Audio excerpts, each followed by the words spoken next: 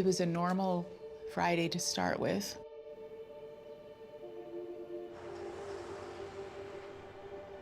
You know, get the kids up, give them their breakfast. Dylan went to the Sandy Hook school.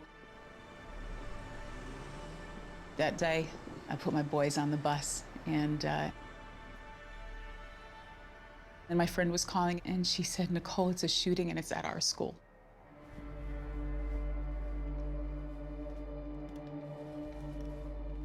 It was the day after Thanksgiving. I was at my family's home in Chicago. My son was with his father in Florida. I picked up the phone, and there was just this dead silence. And I said, "Where's Jordan? What happened to Jordan?" And that's when Jordan's dad said, "Jordan's been shot."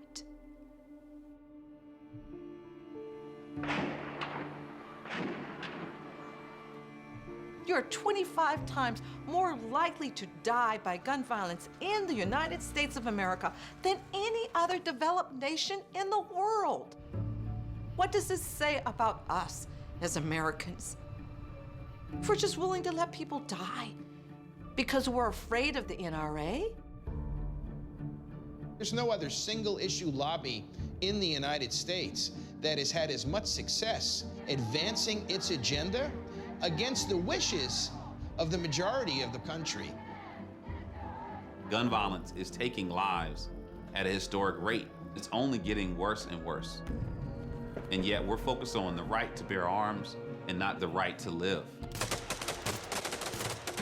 The NRA has managed to convince millions of Americans that when people get killed in gun violence, that is the price of freedom. Why has that happened? We have to start unpacking their myths.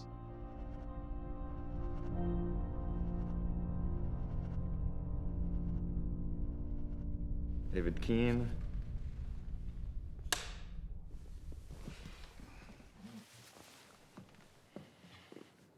I'm Dave Keene. I was president of the National Rifle Association from 2011 to 2013. I continue to serve on the NRA board, as I have since 2000. I've been in politics in Washington and nationally for more than 40 years. I've been involved in one way or another with every major battle over gun rights in this country. At the NRA, what you have to do is try to, every day, advance and protect the rights of gun owners. No, you shall not take the freedoms bequeathed to us from us. We will go to the ballot box. We will demonstrate. We will organize. We will do everything it is necessary to do to protect those rights. Americans came to this country, survived on the frontier, protected their families. They knew that if they got into trouble, help was probably not going to come, and so they developed this self-reliance. Gun control is not simply about guns. It's about an assault on values and an image of America that believers in the Second Amendment hold dear. It's an attack not just on the guns, it's an attack on them, it's an attack on their lifestyle, it's an attack on the country and the values that the founders cared about. It was George Washington who said, every citizen should be armed. The NRA wants you to believe a fantasy about our founding, in which our founding fathers believed that there should be no regulation of firearms.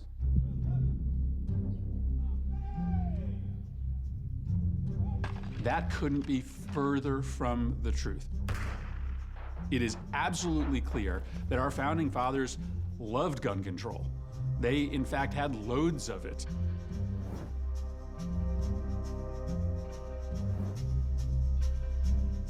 From our very earliest days in the 1600s through the 20th century, there were literally thousands of gun laws, and they were gun laws of every imaginable variety. We had rules on who could own a weapon and who couldn't.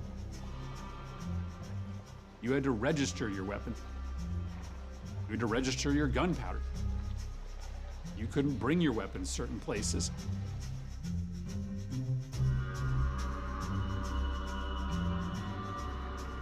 When we think about the American West, you think of it as a lawless period where everybody carried a gun, and that it was guns that won the West. And that's really not the story of the West at all. The norm was strict regulation and prohibition of gun carrying. That's why in recent years, even Justice Antonin Scalia, a very conservative member of the Supreme Court, made very clear that the Second Amendment wasn't an unlimited right. How far does that constitutional right go? Limitations upon the right to keep and bear arms are permissible because there were some that were acknowledged at the time. We think today of this great battle between those who support gun rights versus those who want stronger gun laws. But in the first 300 years of our history, that was not how it was. When the NRA was founded in 1871, they took no position on gun control whatsoever because they saw no need. I started covering the National Rifle Association in 1994. The National Rifle Association was founded in order to deal with future possible threats involving European military forces. They organized shooting competitions to improve the skills on the range, which could then be applied to the battlefield. The fact that the high level of marksmanship is maintained and that a continuous program of training and education is carried forth is the result of the work of the National Rifle Association. And that remained their main focus, riflery and later hunting, to expand the shooting sports for over a century before the NRA changed.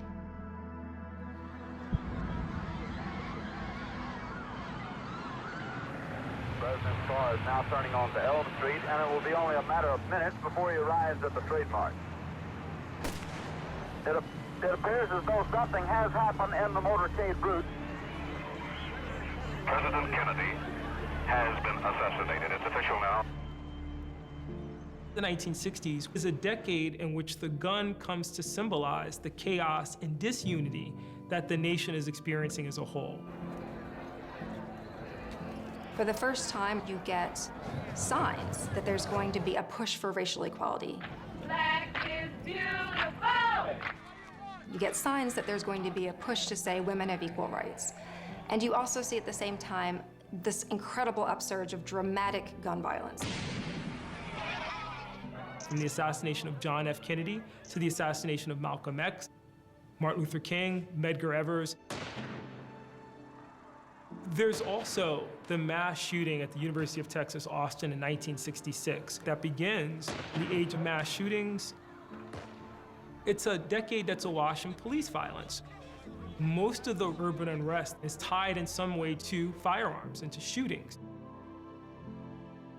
My first true understanding of what gun violence does was when Martin Luther King Jr. was assassinated. I distinctly remember watching my father be so distraught and my mother sobbing because he represented freedom. It's not a coincidence that the assassinations of the 1960s are against people who are representing progress. Every time, it seems that there is some group that is going to rise up and say, we are Americans too, and we deserve the same rights as everyone else. That's the point at which violence breaks out. The upsurge in violence shocks the country and spurs calls for new, stronger gun laws. I call upon the Congress, in the name of sanity, to give America the gun control law America needs. NRA members and gun rights activists arose in the 1960s, not just in response to the rising tide of support for gun control, but also in response to the political and social movements of that time. Those movements threatened the status of a lot of white men. It wasn't until what we now call the culture wars broke out back then that gun ownership and the Second Amendment became a matter of controversy. Restrictive legislation at the present time is the initial step to the takeover of this country.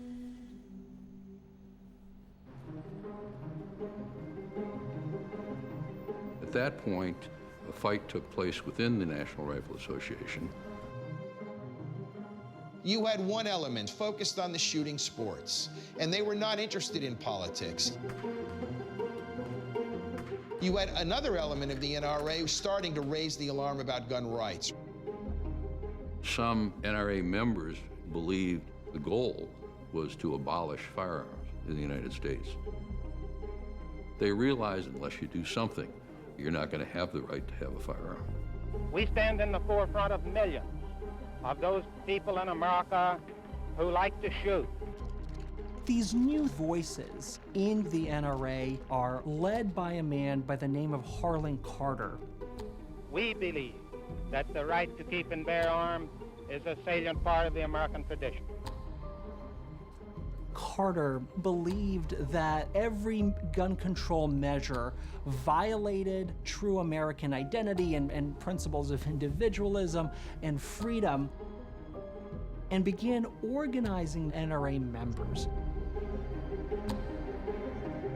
The NRA has been campaigning against the gun laws, fearing it might curtail their members' activities. We have sent a letter to our entire membership. By sending instructions on how members were to write their congressman, the NRA had clearly launched a very effective lobbying campaign. Harlan Carter wanted to take the activities that the NRA had been supporting for over a century in the shooting sports and co-opt all of the activity into their gun rights agenda.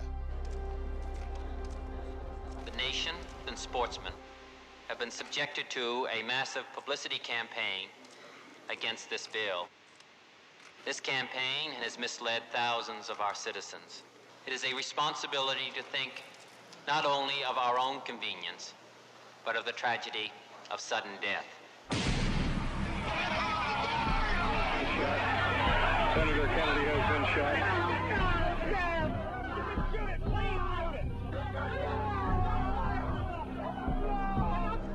The National Rifle Association of America is under siege today. After the high-profile political assassinations, a lot of Americans began to see the NRA as this organization that is responsible for preventing the passage of strong regulations on guns. Under pressure, the NRA came around to support the Gun Control Act of 1968. We've come here to the Cabinet Room today to sign the most comprehensive gun control law ever signed in this nation's history. The Gun Control Act of 1968 was a measure that for the first time created categories of prohibited purchasers.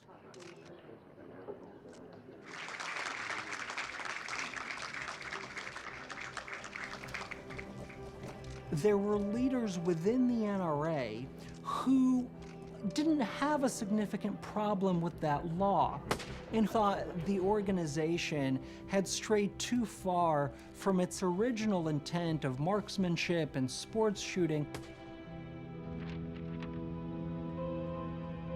They gutted its lobbying shop, fired about 60 individuals. This was the old guard, and they were interested in moving the NRA out of Washington to shift the focus of the NRA away from politics completely. Harlan Carter ended up leaving the NRA and accusing the NRA of betrayal. He truly believed that gun rights was the most important issue facing America. There's a deeper history with Harlan that goes back to a murder he committed when he was just 17 years old. He had killed a young Mexican named Ramon Casiano in an act of vigilantism for which he'll ultimately be convicted of murder, but had that sentence vacated by a judge who felt the jury had not been properly advised about self-defense. Harlan Carter changed the vowel in his first name from Harlan to Harlan, and in doing so managed to keep his murder conviction quiet for 50 years. In the 1950s, he had been a Border Patrol officer and the Border Patrol chief, using truly draconian measures. You're talking, Harlan, about being able to carry a handgun around in your belt, and you're saying that is a liberty that I demand at the expense of 25,000 lives per year. The price of those lives I put up against my right to the presumption of innocence, my right against self-incrimination under the Fifth Amendment, the right of due process under the Fifth Amendment, that the government can't seize my property without due process. Those things are worth all the lives you will ever pay for. So this man, this former convicted murderer, this man who advocated extreme positions as a Border Patrol chief, this man believed that gun rights are more important than the toll of gun violence. And I respectfully submit to you that if we can ever embark upon the principle that because a liberty might be abused, the government can restrict it, restrain it, or abolish it, ladies and gentlemen, you have lost everything.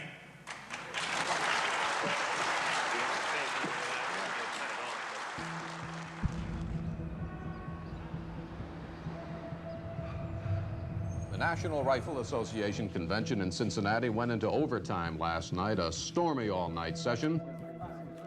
Harlan Carter plotted and organized to take over the NRA. Back then, the NRA elections were conducted in person at the annual meetings. And he managed to get more than 500 of his supporters to travel to Cincinnati for this meeting. If you take my rifles, my shotgun, my pistols away from me, and then what are you going to do then after that? Take the pocket knives, the hunting knives? Or, you know, where's the stopping point? You had a convention floor that was rowdy. Carter had deployed his followers in the audience, equipped with walkie-talkies, so that he could give his lieutenants the orders about which way they needed to vote. The old guard was caught completely unaware and ill-prepared. And they ended up firing the old guard, every one of them, one by one, getting themselves elected as the new leaders of the NRA.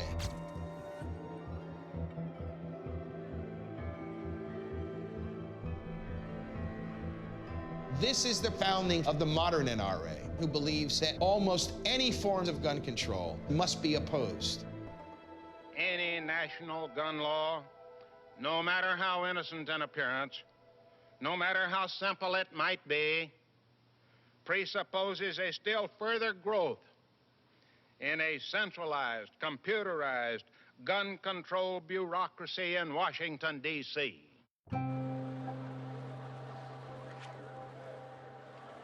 The NRA in '77 implemented a practice of total control. The entire organization was restructured so that everything went up the chain of command. Independent voices would not be allowed because they had a political gun rights agenda, and they wanted to make sure that everything they did supported this agenda. NRA membership really exploded. It grew by something over 300%. This is headquarters in Washington. Plush, computerized, heavily staffed, well-funded, and geared for action.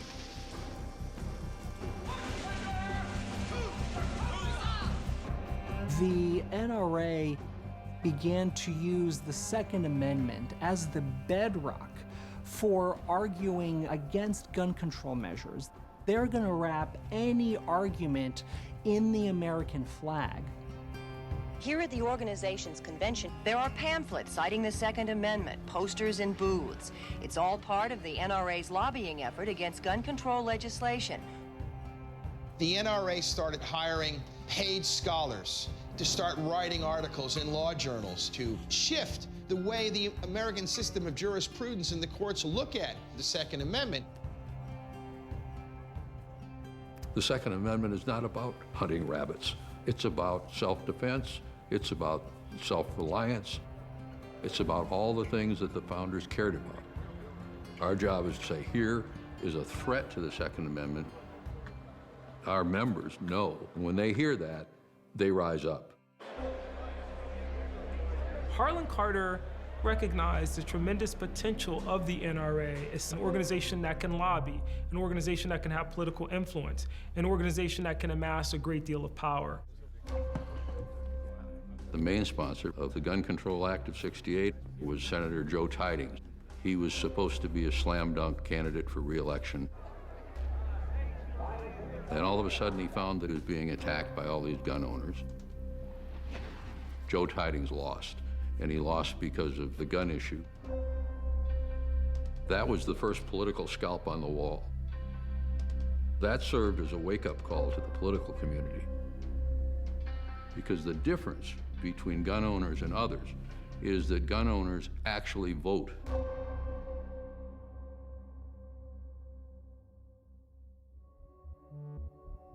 My name is Matt Lacombe. I'm currently unpacking why the NRA's members are so politically active. I collected about 80 years of the NRA's magazines. The American Rifleman is the NRA's official journal. It's the most widely circulated firearms-related magazine in the United States. I digitized those and used a tool called structural topic modeling, a fancy computer algorithm to take all of the documents and to group them together into topics. There was a topic that was clearly related to the Second Amendment. There's also a topic called Americanism and guns. It was also clearly a topic related to crime. I was then able to plot the substantive ideas that the NRA pushed over time. The NRA has played a singular and important role in cultivating an identity around gun ownership, in which guns are not simply tools that a lot of folks use, but instead are symbols of who they are, what they value, and how they view their place in the world. NRA has taken this identity around gun ownership and politically weaponized it. We see the NRA portraying gun control as threats to who its members and supporters are. When people's identities feel threatened, they're much more likely to take action. This gun-centric ideology enabled the NRA to align with the Republican Party when the time was right. David Keene, Southern coordinator for Reagan last year. What do you think the Republican Party needs to do to resuscitate itself? Should be based on an opposition to government involvement and interference with the family and individual life. Ronald Reagan emerged as a hero to most people on the right, and certainly to most gun owners. He was, of course, an outdoorsman himself and a gun owner, and recognized these things. Tales of Wild West men and women are woven into the dreams of our youth and the standards we aim to live by in our adult lives. You know what they are. Words like self-reliance, personal initiative, those bedrock values that made America great. It is not surprising that the first presidential candidate that the NRA endorsed was Ronald Reagan, who came from Hollywood, starred in many cowboy movies. You wanted law and order in this town. You got it. I'll shoot the first man who starts for those steps. He personified this myth that the NRA told that the country is built on individualism, on manifest destiny, and that those notions were rooted in firearm ownership. The NRA are the type of people who stand for this country. They're patriotic Americans, interested in preserving our heritage and our American way. It was an appreciative crowd that heard President Ronald Reagan today reinforce their philosophy and tell them what they wanted to hear. We will never disarm any American who seeks to protect his family from fear and harm.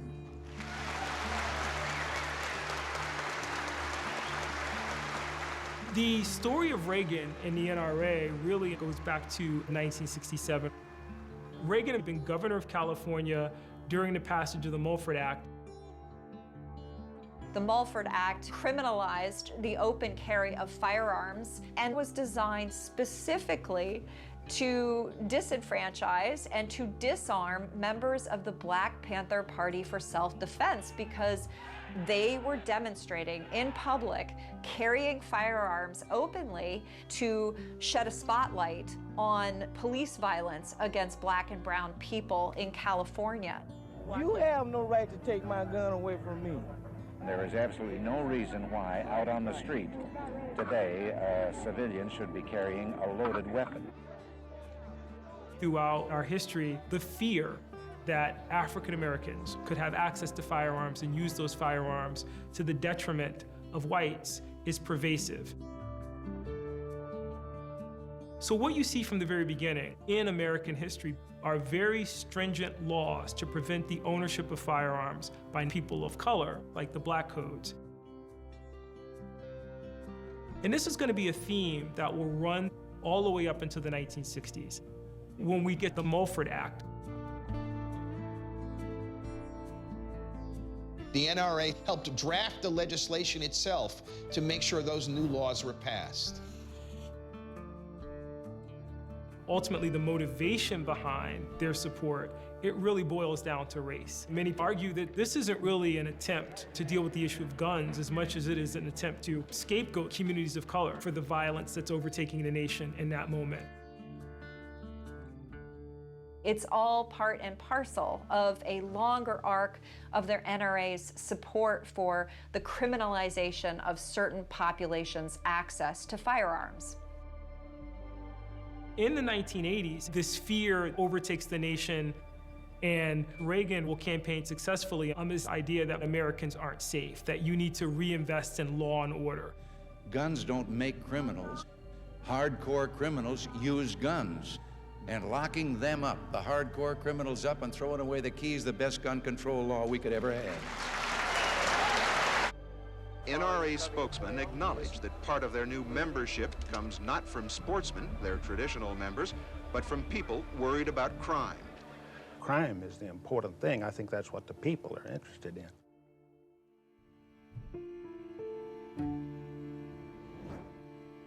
Gun rights activists concerned about crime always decouple that conversation from the poverty that accompanies the decline of American cities. Industry is moving out of the inner city to the suburbs. People have less space, and they're competing for fewer resources and fewer jobs. Those pressures create a powder keg in American cities. Where you see gun violence that's most rampant, root causes are most rampant. The response in our country has been to intensify our law and order approach. It cannot be that every Black male between 18 and 25 belongs to a gang, and yet when you see an arrest, invariably that's what you see. The 80s and 90s showed us that you can't meet a public health crisis with criminal law enforcement and carceral strategies and expect it to work. Even in current times, we always start with how do we manage a threat versus how do we save lives of those who are most impacted. Right now, Black youth are 14 times more likely to be shot or killed by firearms than white youth in America. And as a survivor of gun violence, I've seen that people in our communities are the ones paying the price for this quote-unquote freedom that advocates from the NRA are talking about. It is Christmas Eve in New York, and the talk of the town is not peace on earth, but the violence among us, this time in the subways, where a vigilante and his gun brought terror this past weekend. There are a number of cases that are instrumental in the beliefs of the modern NRA. One of them was the Bernard Goetz shooting. A passenger on the New York City subway, a white man, said 4 Black teenagers wielding screwdrivers pressed him for $5. He shot all 4, then fled through the subway tunnel. The shot severed Darrell Caby's spinal cord, paralyzing him for life. The NRA defended Mr. Goetz as a way of putting their own stamp on gun rights through his case. The National Rifle Association today began running ads in New York City newspapers. Ads that say law-abiding citizens have the right to protect themselves because the city no longer does. The greatest single deterrent to crime is an armed citizen. Bernie Goetz. He's hailed as a hero. And lost in that conversation was the fact that Bernie Goetz was carrying that gun illegally. 4 young blacks wounded by a white gunman, and the cheering hasn't stopped. We're tired of being pushed around. 3 cheers for him. 3 cheers. People see him as a vigilante who's had enough and is going to fight back, guns down these 4 teenagers, including famously saying to one of them after he shot him, "You don't look like you're hurt too bad. Here's another one." I remember how I felt going into the city after that, and it felt like it was open season. You had to think differently about the way that you showed up in public places. It was clear in the way that people talked about that case what the line of demarcation was, and it was the fact that Bernie Goetz, who was white, shot 4 black teenagers. Society bought the narrative that was promoted by the NRA that armed white men could solve the problems of America in going out and killing the bad guys. In that moment, Wayne LaPierre rises to national attention when he petitions to vacate Bernie Goetz's conviction because he argues that Bernie Goetz had acted in self-defense. Any firearm has a legitimate self-defense purpose when a criminal is trying to rape, rob, or injure the victim. Wayne LaPierre was hired by Harlan Carter as a lobbyist. He wasn't a die-hard gun rights guy. He wasn't the guy that wore the NRA patch on his sleeve. He was a mild-mannered, educated guy who could walk into a room and present an argument for gun rights issues without being intimidating, without being bombastic, without being flamboyant. If you really want to get a gun crime, you've got to narrow the focus, put in some tough mandatory sentences, and go after the bad guys. I'm a gun rights advocate, and I'm the executive vice president of Second Amendment Organization, and I've been in the firearms industry for a little over 20 years. In the gun community, when we talk about gaining ground, one of the things that Wayne LaPierre has done for us very, very effectively was to make it much easier to get a concealed carry permit. Tomorrow, sweeping new state laws take effect that will make it significantly easier for many people in Florida to obtain permits to carry concealed weapons. The first state that allowed concealed carry was Florida. Then Wayne LaPierre said, let's get concealed carry across the country. The new law to allow citizens to carry concealed handguns. Texans were given the right to carry concealed handguns. Thousands of concealed handgun applications are pouring in. 700,000 applications for permits will come into sheriff's offices. Over the last several decades, we've seen a shift from most states not issuing a license to carry a concealed firearm, now to every state doing so. Right to carry sweeping across the land. It became a concealed carry revolution.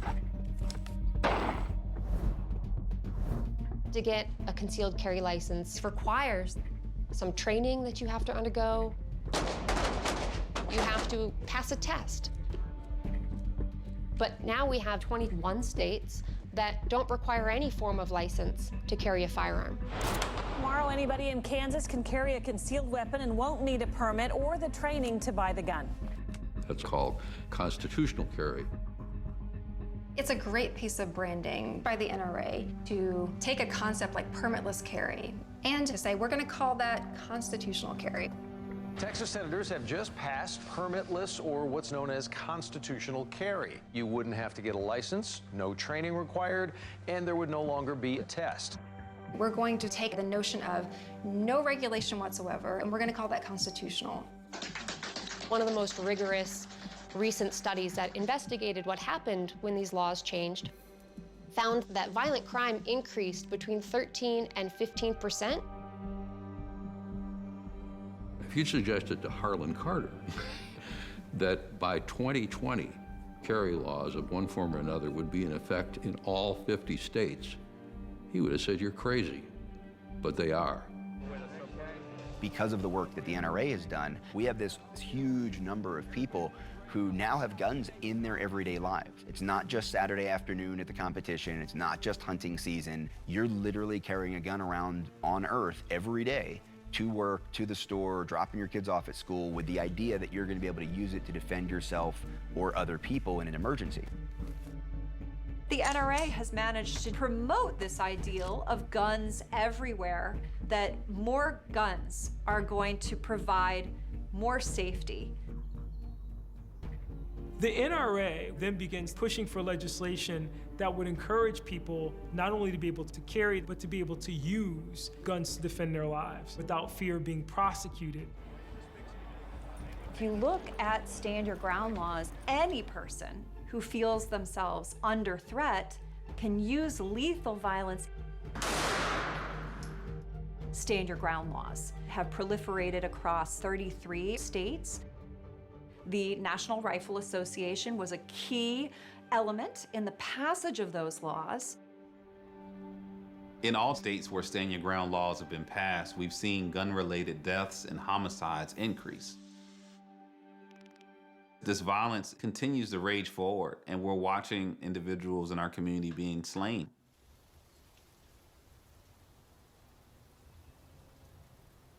Jordan was very compassionate and very, very sensitive. He had a lot of wisdom, a great deal of understanding, and trying to figure out the world around him.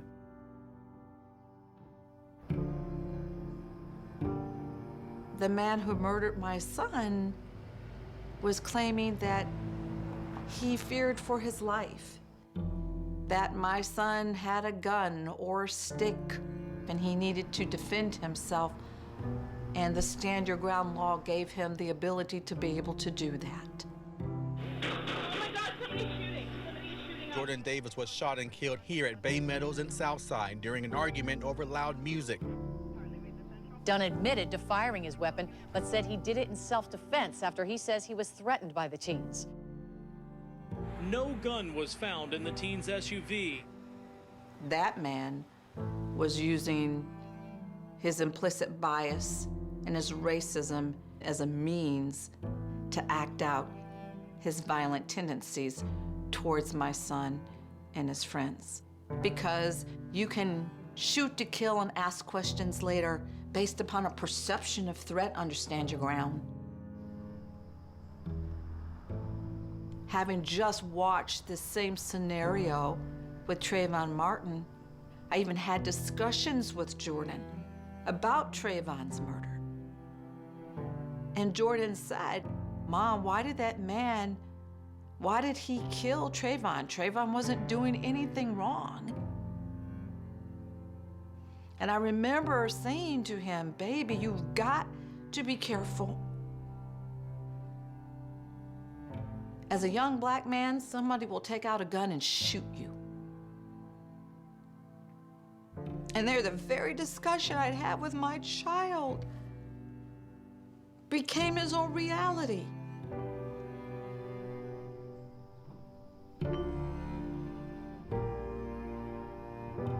Every single moment that we ignore what's happening in our streets with our laws, people die.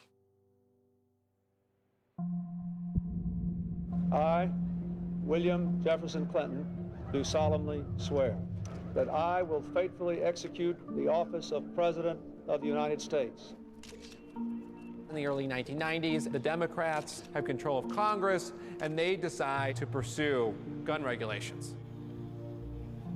What's the point of being president if you can't help improve the lives and futures of people? Laws can help. That's why I want to take these assault weapons off the street, to regulate how we deal with this craziness of violence. The 90s were a time of turmoil because of the Clinton administration's assault on firearms rights. I thought we weren't asking for that much. Clinton introduced a couple pieces of legislation. One was the 1993 Brady Bill, which established background checks. Named after Reagan's press secretary, Jim Brady, who was shot along with Ronald Reagan. The new Brady law could be a turning point in the fight against gun violence in America. 87% of the gun owners support this legislation. And you begin to wonder, well, who then does the National Rifle Association represent? Next, Bill Clinton introduced the Federal Assault Weapons Act. Weapons designed exclusively for the purpose of killing people should be banned except for military personnel. When I was growing up, all we had was hunting and fishing. This is our culture. And part of my political base when I was elected president was working class whites. I thought, we can fix this without interfering with hunting and self-protection. We have taken this important part of the life of millions of Americans and turned it into an instrument of maintaining madness. Public support for an assault weapon ban is overwhelming, as much as 70% in some polls. The trick is translating that into votes on the House floor.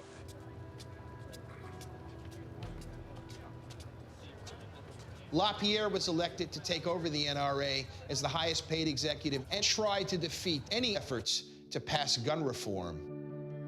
This is a campaign for eliminating the Second Amendment entirely. Unless we fight it, that's America's future. And it starts with a simple step like a simple gun ban that too many are too cowardly to fight. LaPierre started talking about something called a slippery slope. That even the most seemingly benign form of gun control would eventually lead toward greater gun control and ultimately disarmament. The assault weapons ban of 1994 is the indicator that, oh, if we don't stand up and really assert ourselves, if we don't really do something about this, we're going to potentially lose everything. Wayne LaPierre began penning incredibly incendiary communications to NRA members. Mr. LaPierre talks about this administration. They'll stop at nothing, even murder federal agents wearing Nazi helmets that attack law-abiding citizens. The NRA's absolutist, unyielding positions was too much for many people then in the GOP, including even Ronald Reagan. I support the Brady bill, and I urge the Congress to enact it. Former President George Bush Sr. resigned his NRA membership in response to LaPierre's rhetoric. Former Presidents Reagan, Carter, and Ford all signed a letter urging House members to vote for the assault weapons ban.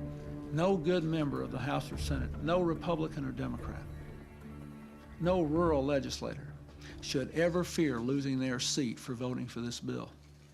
Recorded vote, the yeas are 216, the nays are 214, and the bill is passed. They passed the Brady Law of 1993, and then they passed, as part of a broader crime package, the assault weapons ban of 1994. It was an assault on an entire part of the population, on their vision of what America is. And that's why the NRA's job is to ring the bell. We need to make sure that come November, these traitors are defeated, humiliated at the polls, and never serve in public office again.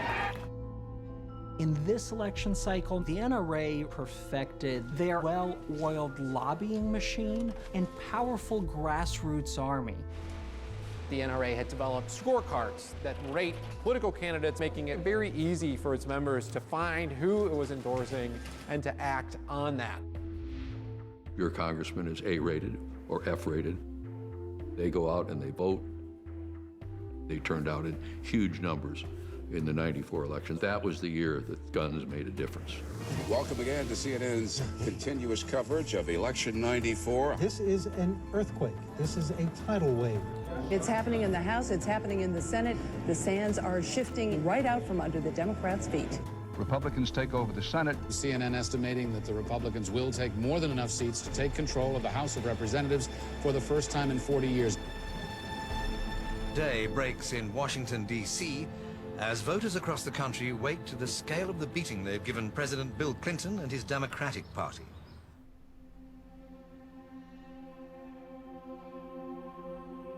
God They took it out on us. The NRA claimed to have defeated 19 members of the House when we lost the House. And we lost 54. I woke up in a cold sweat thinking about how I'd let the country down. I'm sorry, I mean, the NRA beat the Speaker of the House. Tom Foley, 30 years in Congress, is the first Speaker of the House voted out of office since Abraham Lincoln's time. What does that tell you? There's a difference between having popular support and voting support. We can't just depend on an opinion poll. The NRA made guns a voting issue. You launched a political revolution that changed the face of Congress and rewrote Bill Clinton's idea of American history. Not only was the NRA very successful in flipping party control of Congress in the '94 election, it also put a 10-year limit on the assault weapons ban so that it automatically lapsed after 10 years, and that was the price that they paid in order to get that bill through Congress. Now the assault weapons ban. The 10-year-old law expires at midnight tonight. Is there any question in your mind that the lifting of the ban will, in fact, cause more of these weapons going on the streets? Well, there's no question that there'll be more weapons on the streets. Right now, the companies are taking orders. The NRA profit from this idea that the assault weapon is something that was banned by those liberals that were coming to take your guns. Thank goodness that ban is no longer in effect. You never know when it's going to come back. So everybody come out and get a gun like this. Now, I remember Christmas advertisements, discount prices on AR-15s. Buy your bargain assault weapons for Christmas. The NRA and gun companies really begin to market assault weapons, specifically their military features. You can accessorize different stocks, different grips, threaded barrels, removable magazines. And that means much more profitability for the gun industry. These weapons proliferated. The AR-15 became, as the NRA dubbed it, America's rifle. But then you begin to see these weapons used in mass shootings. A gunman appeared at the front of one of the theaters, and then he opened fire. At least 50 people were hit. If you look at high fatality mass shootings, there are studies that show, yes, they have increased since the assault weapons ban lapsed. In the face of these tragedies, the arms industry is uniquely protected no matter how negligent or reckless their practices might be. We did, I think, in one of our great victories, save the firearms industry. There was a move to hold firearms companies liable in court, for the misuse of a firearm. We got Congress to pass an act that would prevent that. Because of this law, you don't get products that are designed for safety. You don't get products that are designed to stop people from using them for improper means. You get a blank check to an industry to advertise in the most irresponsible ways, to market themselves to kids.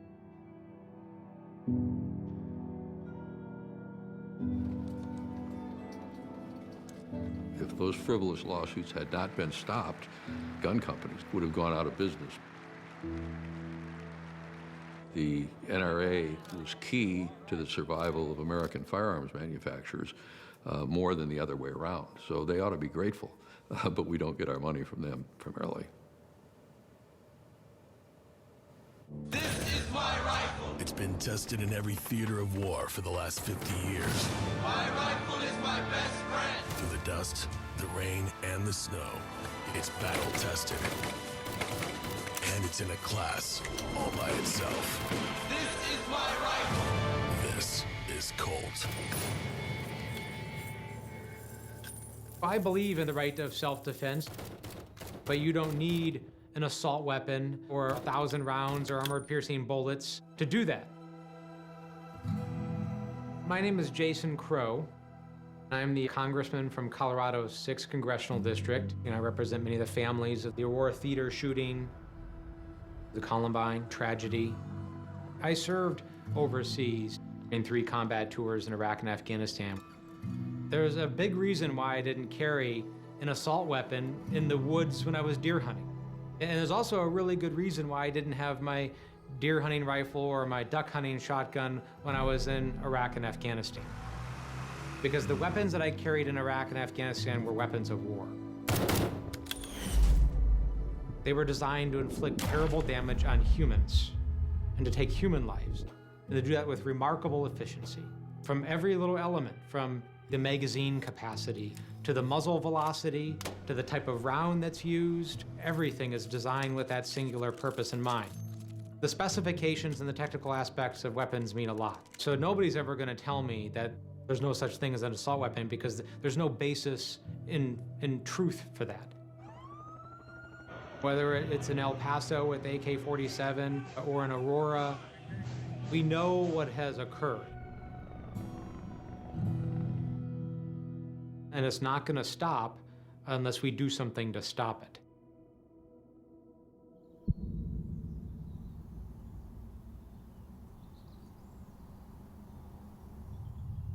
December 2012, everything changed.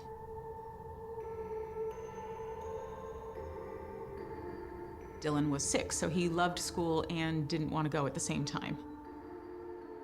We had this routine that every day we would do a countdown. So Monday was 5 days school, 2 days no school. Tuesday was 4 days school, 2 days no school. And as the bus was coming around the corner, and the kids were all lining up, Dylan just looked at me and he said, "Last day school, Mommy."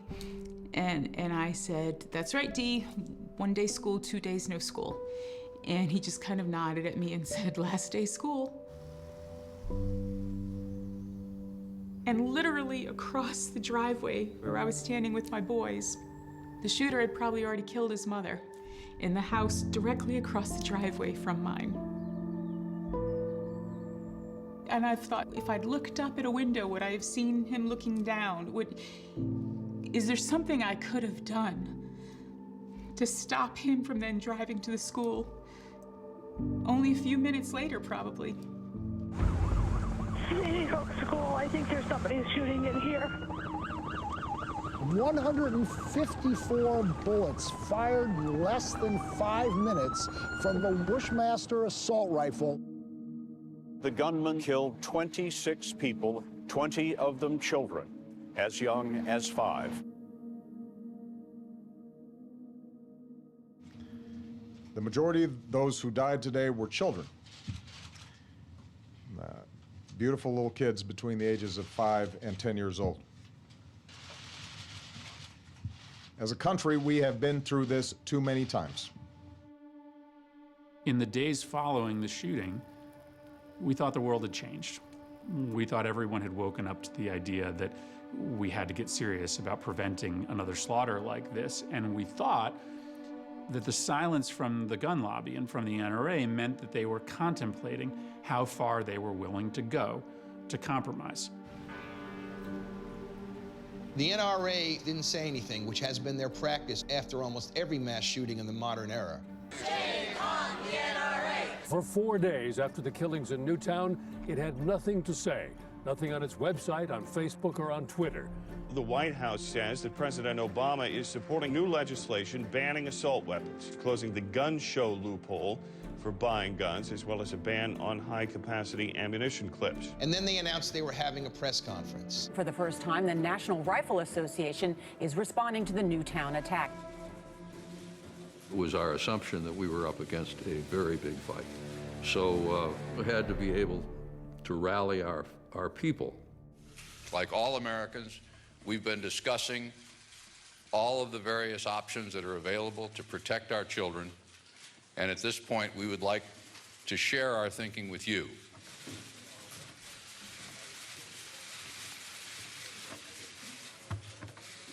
Good morning.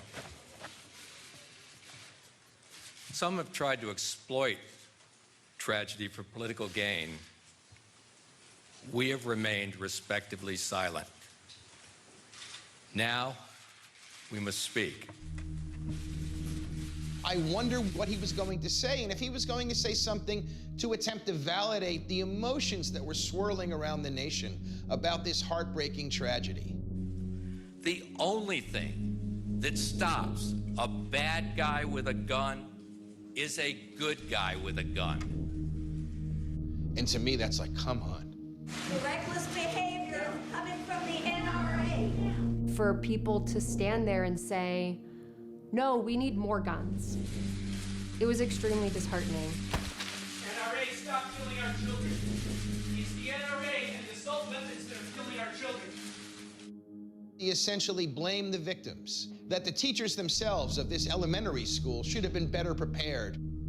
And the vision that LaPierre put out was one that's consistent with everything I knew about the modern NRA, but they had never before said it so clearly and so plainly out loud because they were afraid it would be too unpopular.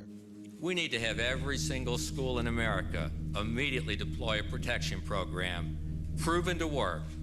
And by that, I mean armed security.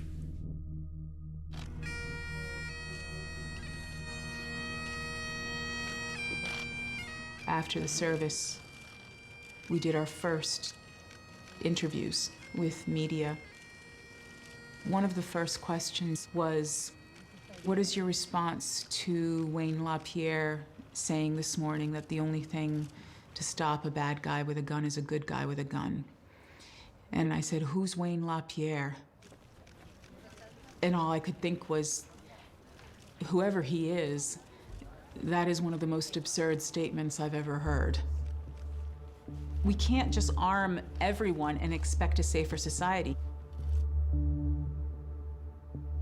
That was my introduction to the NRA in this battle. All of us need to demand a Congress brave enough to stand up to the gun lobby's lies. Victims of gun violence and their families demonstrated on Capitol Hill.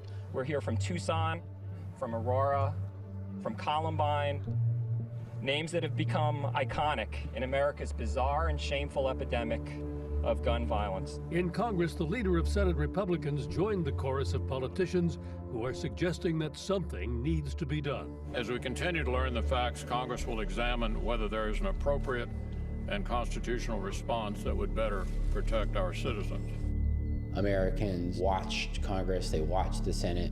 Surely Democrats and Republicans would come together to put something in place. We thought we could get a restriction on assault weapons passed. That became unachievable, and we were left with this expansion of background checks. Joe Manchin, coming from a pretty conservative state, and Pat Toomey, a Republican coming from a pretty conservative state, got together at considerable political risk to themselves and wrote a compromise that would save lives. Truly, the events at Newtown changed us all. Nobody here with a good conscience could sit by and not try to prevent a day like that from happening again. I don't consider criminal background checks to be gun control. I think it's just common sense. The NRA during that period had an ironclad grip on our political system when it came to the question of guns and gun violence in America.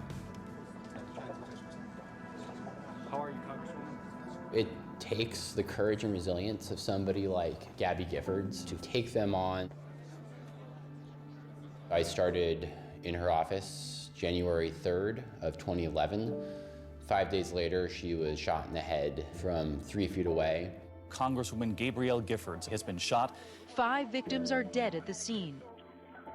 Eventually made a miraculous recovery and went on not only to fight for her life, but to contribute to public service once again. I've known days of pain and uncertain recovery, but confronted by despair, paralysis, and aphasia, I put one foot in front of the other. In the aftermath of the Sandy Hook shooting, On the 2-year anniversary of Gabby being shot, we threw ourselves into working to pass the Manchin-Toomey expanded background checks bill. Violence is a big problem. Too many children are dying. Too many children. We must do something. Today I struggle to speak, but I've not lost my voice.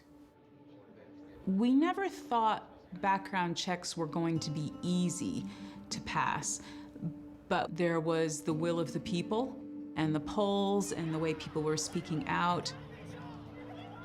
We hear all the time that no one agrees on anything and why even bother? But it's really a false narrative. I'm a gun owner. I regularly go to the range and try to keep my skills up.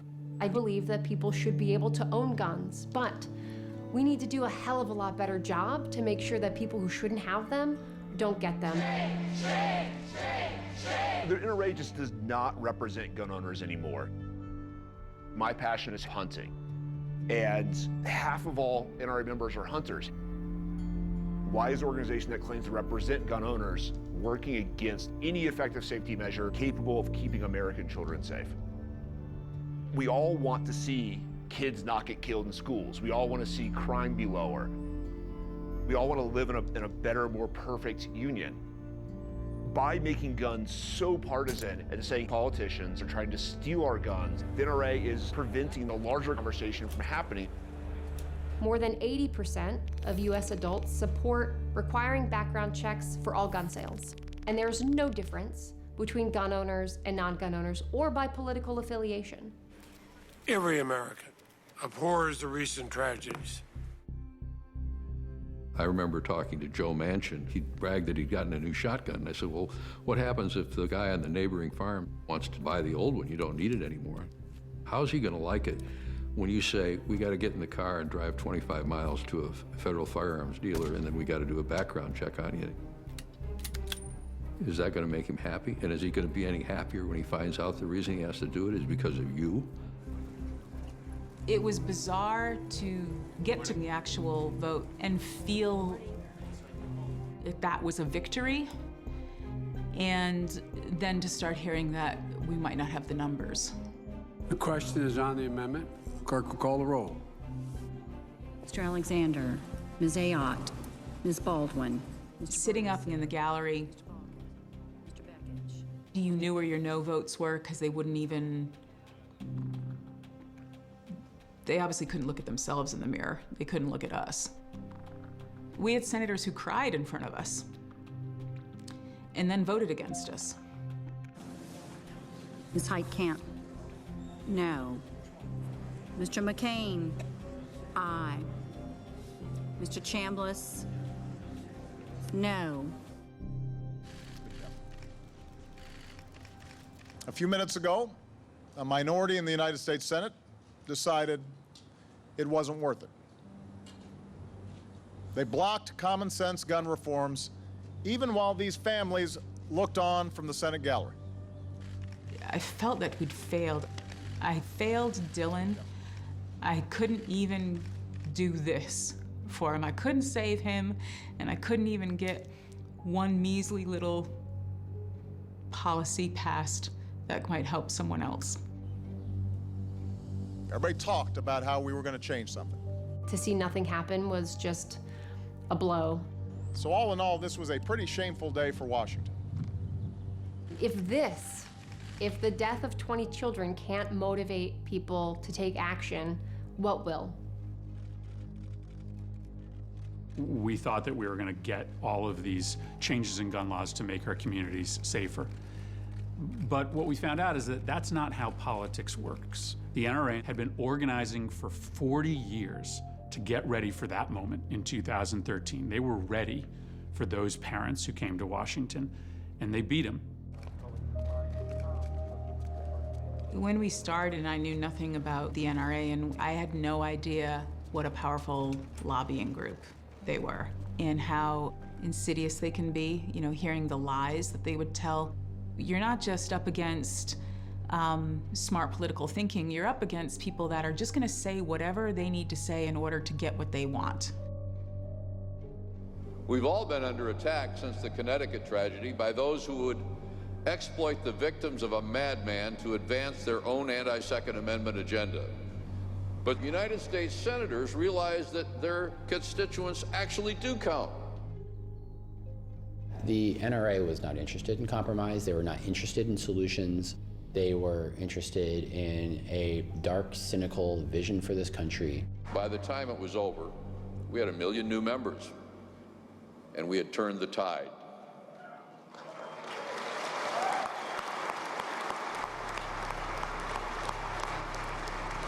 Please welcome our Executive Vice President, Wayne LaPierre. The only thing that stops a bad guy with a gun is a good guy with a gun. When Wayne LaPierre spoke in the aftermath of the Sandy Hook shooting, his comments were very much aimed at the more extremist gun rights community that is the base of support for the NRA. There's an old axiom in politics that a small but a highly motivated minority can often win the day over a large but fairly apathetic majority. And that's pretty much the tale of the NRA. By almost every measure, we are less free today than we were a decade ago, in ways our forefathers could never have conjured in their worst nightmares. Attacking gun safety groups as folks who fundamentally pose a threat to the future of the country. This is the culture war that the NRA has been fighting for decades now, and that Donald Trump took up.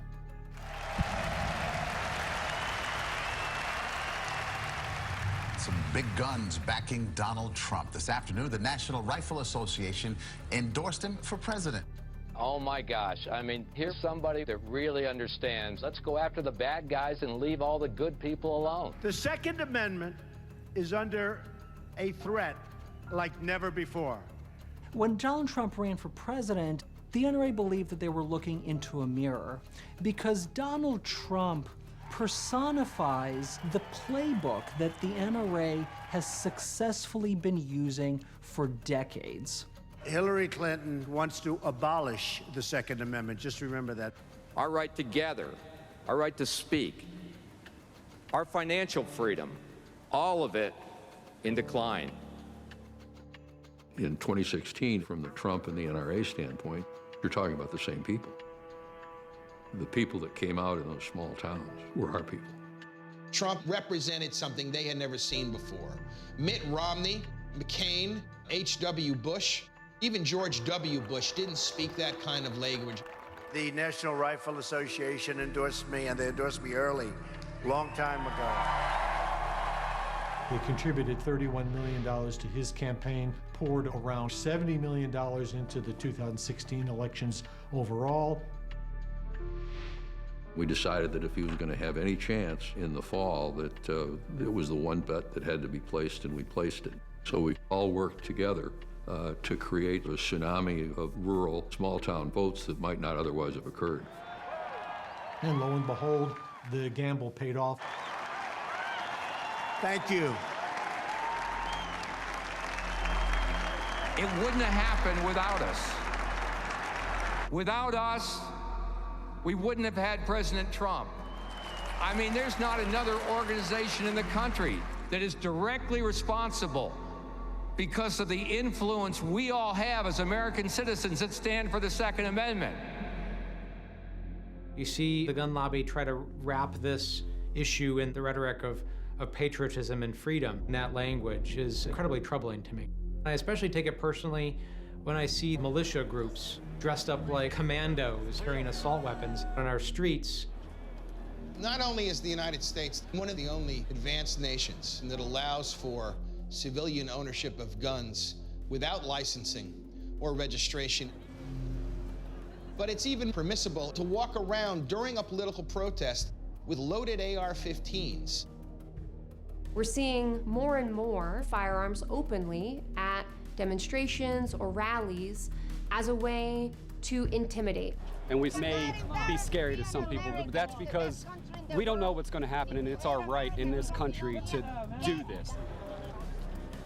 The NRA has shifted the pendulum so far that there's a group of folks at the extreme that think that the right to own guns as an individual gives them the right to do whatever they want with those guns. We stand and we fight like hell for freedom.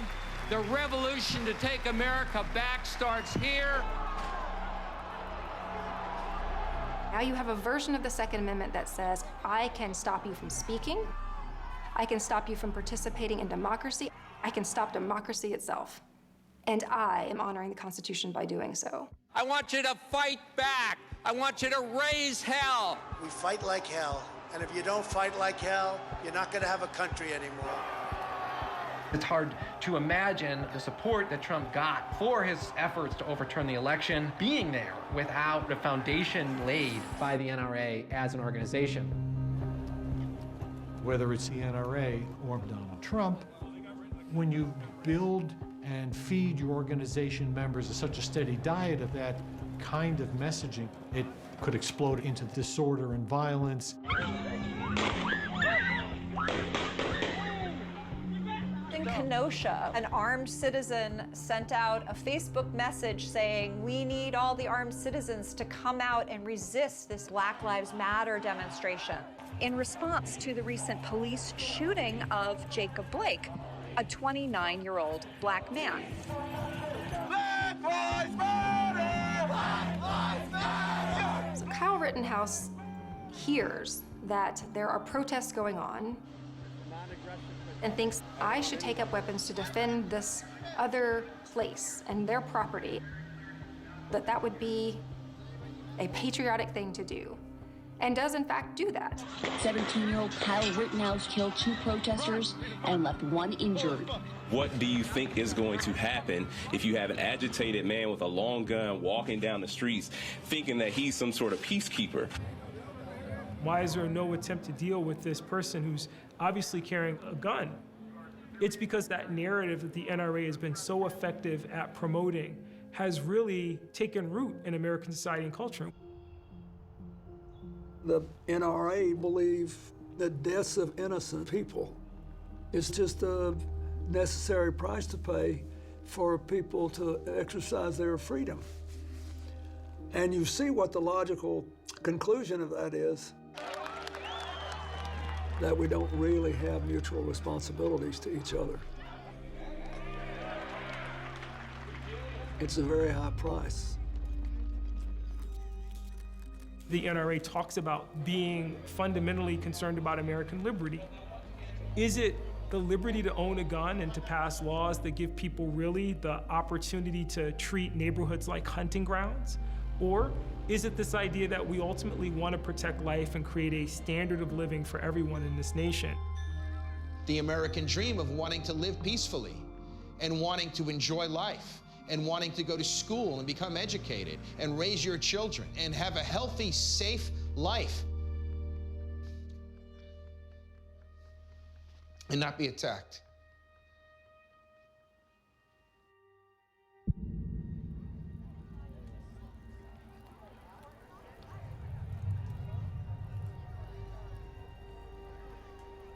My girl, my 14-year-old baby, I sent her to school. She was supposed to be safe. My job is to protect my children. And I sent my kid to school.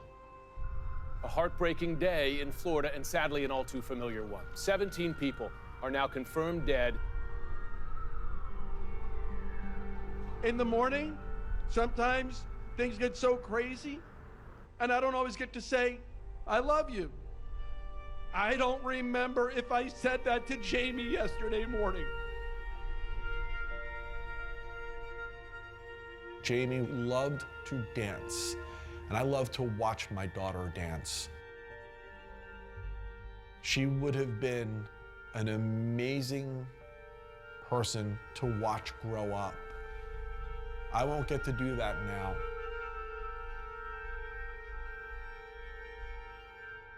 Don't tell me There's no such thing as gun violence. It happened in Parkland. It's with the Parkland shooting that I absolutely lost it. Because those children were the same age as Jordan. As I watched them running out of their high school for their lives. President Trump is now publicly demanding stricter gun control in a break with the NRA and fellow Republicans. I watched on television. President Trump was at a roundtable discussion. It doesn't make sense that I have to wait till I'm 21 to get a handgun, but I can get this weapon at 18. I don't know. You underestimate the power of the gun lobby. They have great power over you people. They have less power over me. And I remember distinctly when President Trump said, "You don't need to be afraid of the NRA." And they're all sitting there shaking their heads like, yes, yes. And I thought, okay, maybe something's gonna be done. Don't worry about the NRA. They're on our side. You guys, half of you are so afraid of the NRA. There's nothing to be afraid of. President Trump held a late-night meeting with the National Rifle Association, then tweeted, "It was a good, great meeting in the Oval Office." President Trump dialed back an earlier and stronger call he had made to raise the age limit for buying some guns. In President Trump's case, he obviously empathized on some of these things, as do all of us. But then upon reflection, he realized that maybe what he said wasn't what he really wanted to do. He knew what we did in that 2016 cycle. He was grateful for it, remains grateful for what we did. He had our support and he had our back. The NRA had a seat at the table in the White House. So at this point, nothing was going to be done. It all hit me. My daughter didn't need to die. These shootings are predictable and they're preventable. The NRA knows it, but they're okay with it. It's a cost of doing business. It's an opportunity for the NRA to turn around and say, the only way is more guns. And I just said to my friends and my family, I'm gonna break that fucking gun lobby.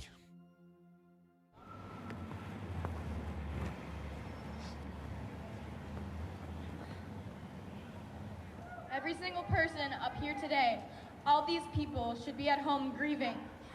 But instead, we are up here, standing together because if all our government and president can do is send thoughts and prayers, then it's time for victims to be the change that we need to see.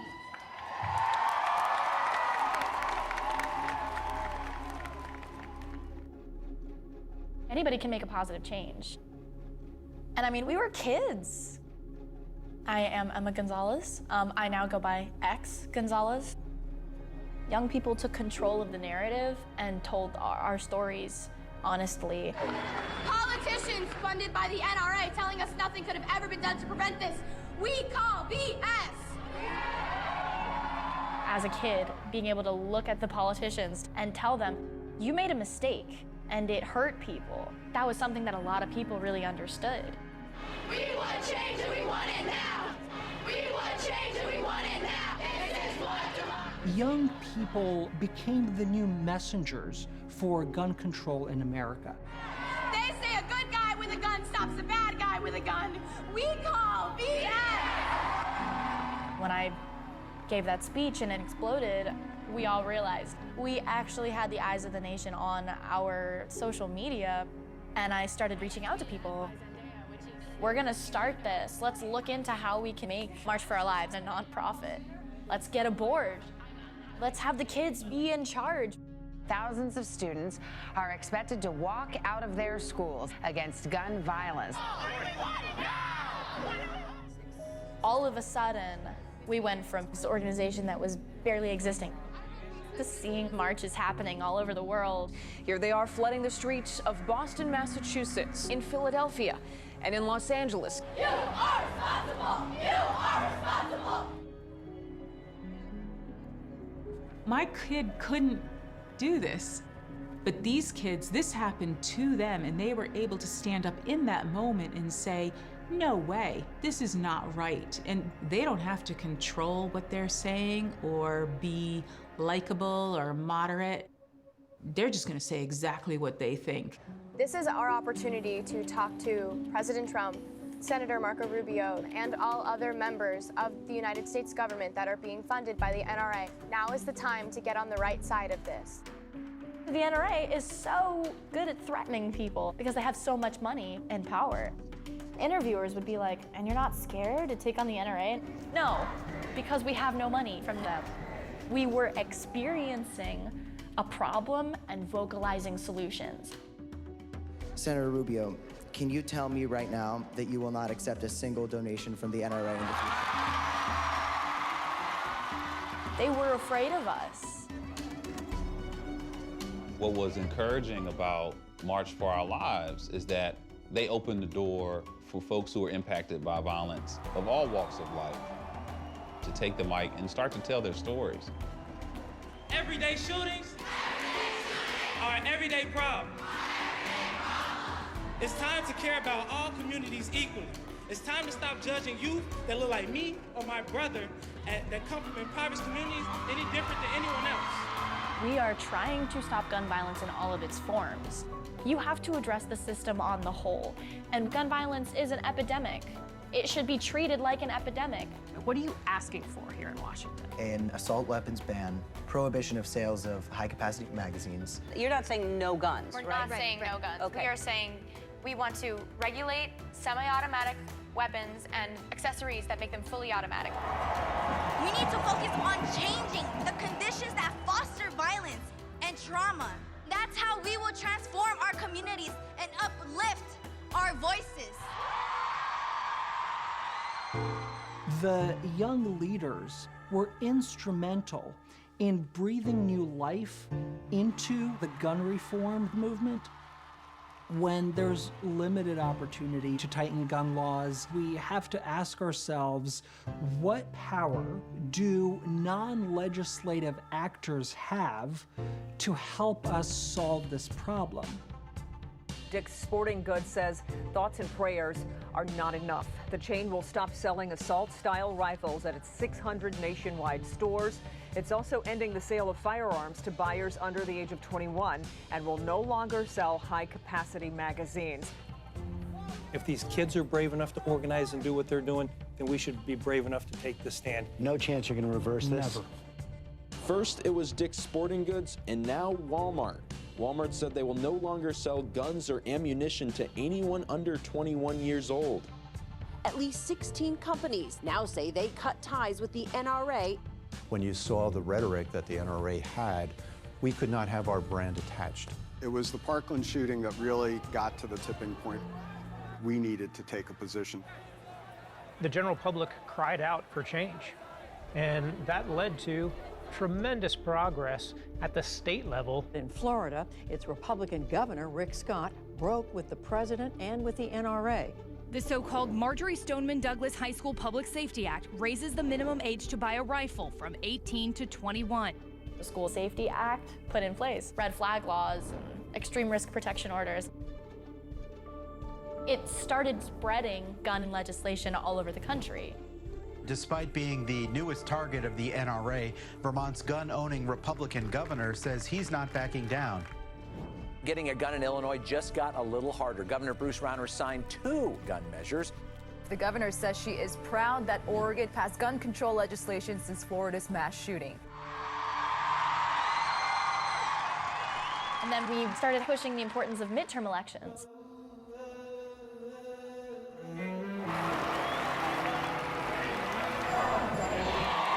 Register, speak out, vote, because what if checking a box could save a life? Elected officials are not in charge. We can vote them out whenever we want to. We had candidates running primarily on gun violence prevention, like Lucy McBath. I was afraid.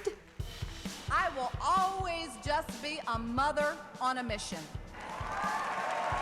I'd never run for a federal office before, but I felt it was more of a tragedy not to even try to save people's lives. And that even if I didn't win, making sure that people know This has to be an issue that you go to the polls on. This has to be an issue that you stand righteously on. This has to be an issue that is not going away. I'm a first-time candidate. I've made this a part of my campaign because I'm frankly not willing to sit back and let this become a new normal. When you know that something is right and you know that there needs to be change, sometimes you just have to jump in. Americans, for the first time, were given the chance to respond to candidates with clear plans and messages, being given the chance to say, yeah, we want this done. We ran campaigns from coast to coast. We endorsed in dozens and dozens of races, spent millions of dollars. We elevated gun safety as a primary voting issue for the American electorate. We saw on election night all of the counties and all of the states flipping from the NRA owned. It was wonderful to watch those returns come back around the country. This morning, Lucy McBeth was declared the official winner.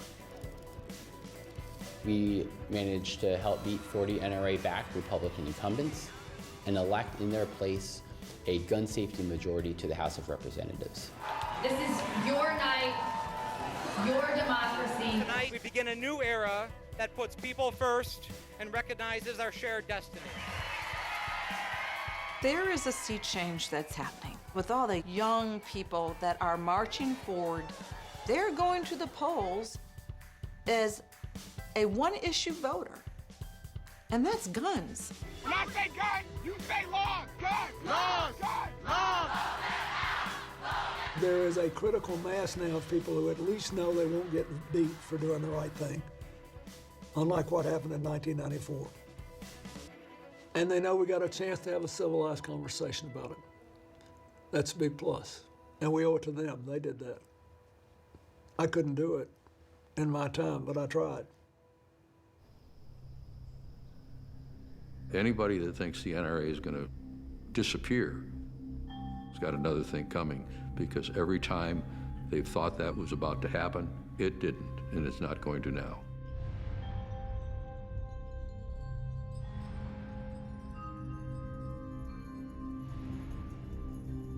The Second Amendment believer, whether he's an NRA member or not, will rise up once that bell's been rung and do whatever is necessary to guarantee the continuation of those rights.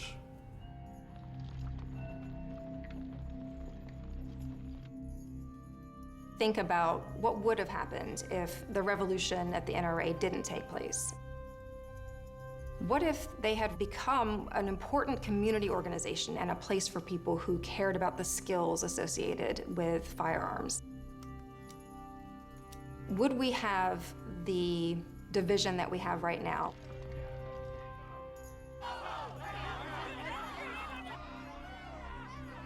The politicization of the NRA did signal the end of rational conversation about guns. Any organization that will not bend or compromise is going to break, and that's what we have in the NRA. Children are dying in our schools as we speak, and nobody is representing gun owners in the conversation about how to make that better.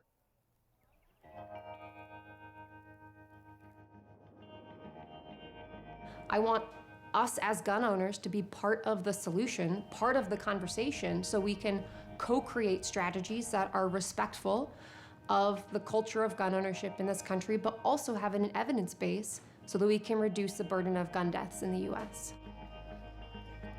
By letting an organization like the NRA have such a big role in the debate, they're dominating the discussion, when in reality this is a public health crisis and requires community leaders and survivors to be leading the discussion.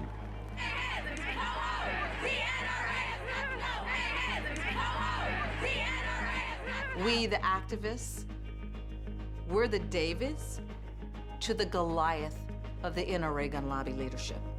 And just as David took down Goliath, we too will take down the gun lobby. These are scary times. It will be a long, hard haul. Now is the time to come together. Be courageous. What I want people to do is care, learn, be angry, and then use that rage to become courage, to take action and do something, to say, this is not okay, and I'm not just gonna be apathetic and let it continue happening and saying, it's never gonna touch me, because it will. And you have the power to do something about that. One of the most basic ways that we are capable of making an impact is voting. Let the politicians in your area know that you are paying attention to what's going on. And a lot of people working together on that can make a huge difference.